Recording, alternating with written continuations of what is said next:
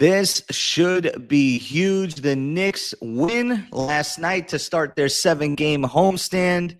They defeat the Chicago Bulls by a score of 128 to 116, getting a much-needed win for the Vibes. My name is Poppa Left.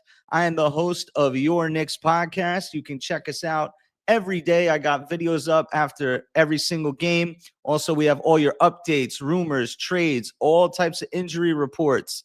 Anything that happens across Knicks Nation, we got you covered. And you can like, comment, and subscribe to stay up to date with us. And last night, the Knicks took care of business.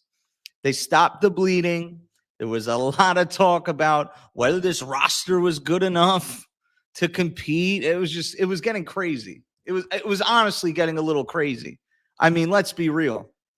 This team can't prove you wrong or right until they get into the playoffs. And honestly, an extra mile there until they get to the NBA Finals. Like, this team's barometer is 180 days away, and people are 180ing their belief on this team based off the day-by-day process. The process that is actually more important than the results. But I understand. Win good, lost bad. Knicks were 2-3. It didn't look good. And last night, it did look good. Last night, the offense was exactly why they brought in Mike Brown. Other people being able to be involved in the offense, the minutes being spread out, the scoring being spread out. But it wasn't a complete team effort to start. It was their captain, Jalen Brunson, almost taking it upon himself to ensure that the Knicks were able to win last night. You could feel his will to win in the first quarter, scoring 19 points. He looked completely unstoppable. And to be honest, he's looked very good in this Mike Brown system. I was watching last night's game and I'm thinking, the irony of Jalen Brunson being considered, too ball dominant and, he needs to get others involved. The irony of that is, if you've watched these Knicks games, the ball seems to move when he's in the game more. The offense seems to be motion, drive, kick, spray when he's in the game. When he leaves the game, it kind of looks like guys are reading the defense. There's no real initiation. And guys are searching for their offense. When Brunson's in the game, it seems like all 5 guys are connected. Can he move the ball a little bit quicker sometimes? Yes, but that's his process. He's not going to be one dribble, cut to the lane slasher. That's not who he's going to be. But I will say this, man. He had a will to win last night. You could feel it just watching the game. And also, the Knicks had contributions from guys that have had a slow start, whether it be Josh Hart, Jordan Clarkson, to name 2 guys who just haven't been able to make their mark on the rotation. And most nights they've been negatives or just non-factors. And last night, Josh Hart was exactly who Knicks fans came to love and appreciate. He was hustling. He was getting loose balls. He was, saving possessions when the possession broke down. He was able to get in the lane, finish a layup, hit an open 3, play defense, play with energy. He was very needed last night. Jordan Clarkson as well. The Knicks had a 10-point lead in the second quarter when Brunson sat down. And this has been an issue. Brunson sits down, the offense kind of stalls out, and the Knicks actually lost the lead. They went down 46-44. But Karl-Anthony Towns got to the line, tied the game up. Then Clarkson hit a 3. McBride hit a 3. OG hit a 3. And then the Knicks went up 9, and they settled the lead. And in the second half, the offense kind of just erupted. It was OG Anunoby. It was Miles McBride. It was Karl-Anthony Towns. It was Jalen Brunson. It was Landry Shamet. There was people all over the perimeter hitting shot after shot after shot. And that is what the Knicks offense is trying to become. It's trying to become this offense where you don't know where the ball is going to be. But at the end of the day, the Knicks needed a win last night. The process, for me, the process is more important than results. But I'll tell you, as somebody who fell asleep to WFAN as a 9-year-old in New York, This town does not understand that. Not at 2-4 when you're a championship contender. This town would not be able to put that on their palate and digest it and understand it and communicate it. Nope, no way. So it was a huge win if you really think about it. Getting back to 3-3, starting back the home, the homestand. Maybe tonight is a formality. Maybe we take care of the Wizards. We should get to 4-3. You play a game against the Timberwolves with Randall coming in, Dante returning to MSG, get a win there. And then you start to build the season into what it's supposed to be, which is, hey, let's tinker around with the personnel. Let's fight for that number 1 seed, right? This is the conversation I can have today. That's why last night, it's a win. Can't have this conversation at 2-4. So as much as I joke about win good, lost bad, and this caveman kind of attitude to NBA regular season games, the narrative does change after a win. The narrative does change after a loss. So I think Mike Brown is patient, but I think he also lives in reality. He spoke about last night in the postgame shortening the rotation to 9.5 guys to 10 guys.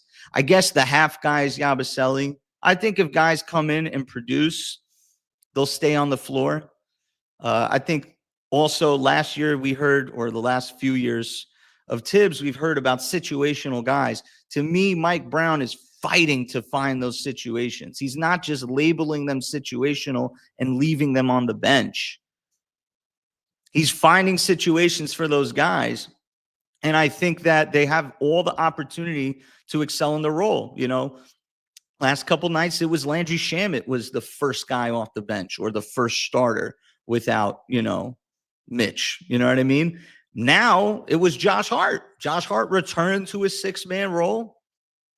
It was also Jordan Clarkson with that second unit in the second quarter. A couple themes I'm noticing is Brunson being the, isolation scorer in the first quarter. They sit him after he plays the whole first quarter. Then they insert Jordan Clarkson as that player profile. A guy can just go get a bucket.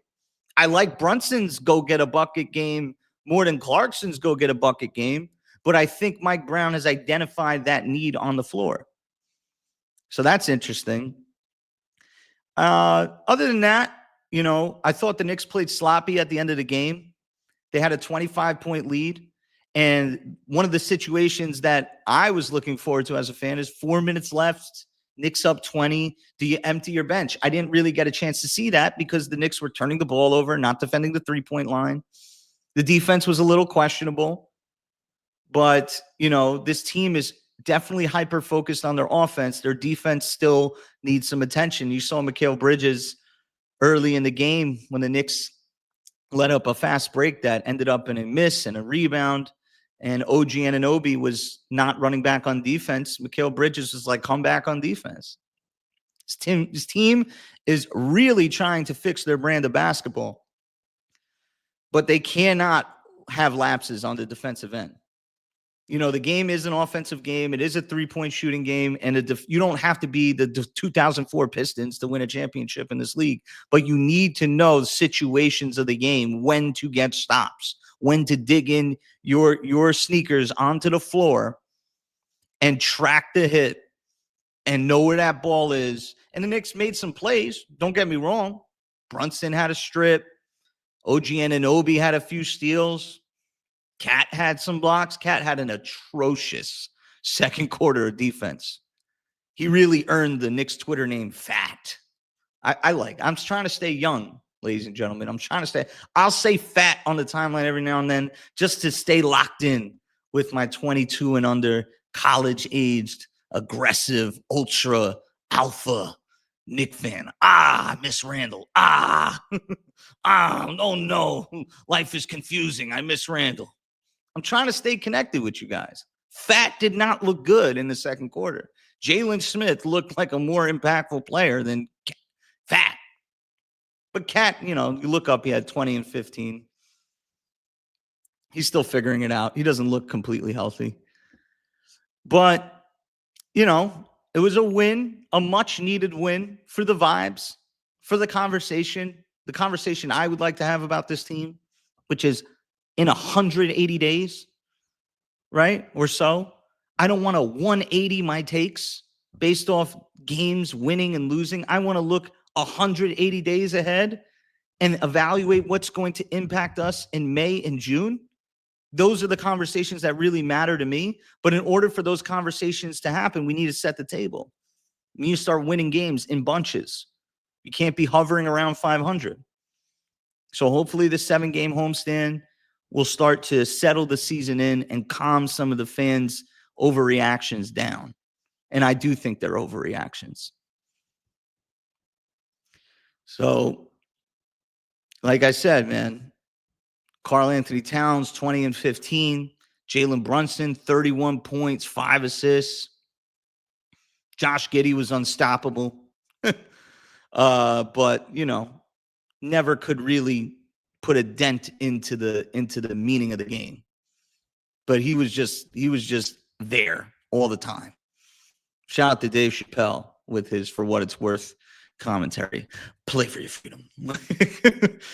Oh, Josh Giddey, you better not face us in the playoffs. I will do some criminal investigations. But with that said, the Knicks do get their win. They're back at 500. And we have another game tonight against the Wizards who are struggling mightily. And the Wizards, we are rooting for the Wizards technically to win some games here, but maybe not when we play them, unless you ask the real freaks of Knicks Nation.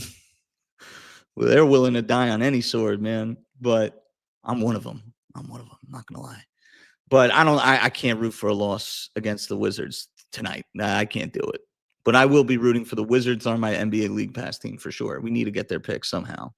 Somehow, Bub Carrington, Trey Johnson, and Keyshawn George have to be like the next big three somehow at some point in this season. But should win that game. This is a very winnable game tonight. And it's a back-to-back, but it's at home.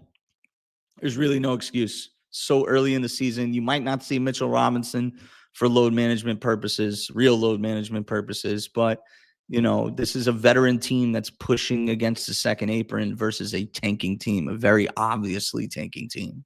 The Knicks have no excuse to lose tonight's game.